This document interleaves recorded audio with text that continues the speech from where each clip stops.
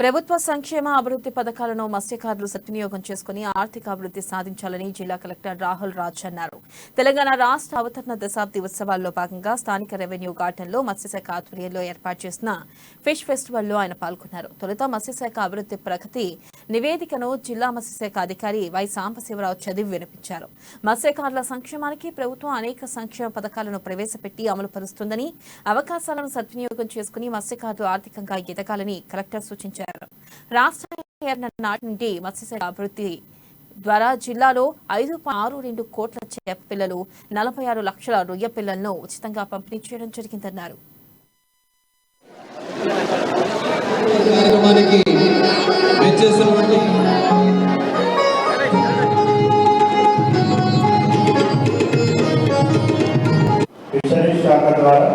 ఈ రోజు రేపు ఎల్లుండి సో 3 రోజులుగా పెద్ద ఎత్తున మనము ఫిష్ ఫెస్టివల్ మన జిల్లాలో ఈరోజు సెలబ్రేట్ చేసుకుంటాము. ఈ 3 days లో కూడా పెద్ద ఎత్తున ఫిష్ ఫెస్టివల్ పెట్టడానికి ముఖ్య కారణం ఏంటంటే చేపల పైన అవగాహన కల్పించడానికి.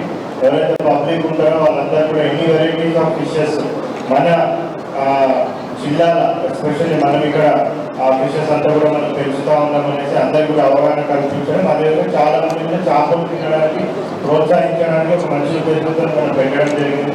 సో మీ అందరికీ కూడా తెలుసు, తెలంగాణ రాష్ట్ర అవతరణ దశాబ్ది ఉత్సవాలను మనం పెద్ద ఎత్తున ఘనంగా మనం 2nd జూన్ నుంచి 22nd జూన్ వరకు కూడా మనం పెద్ద ఎత్తున నిర్వహిస్తున్నాం.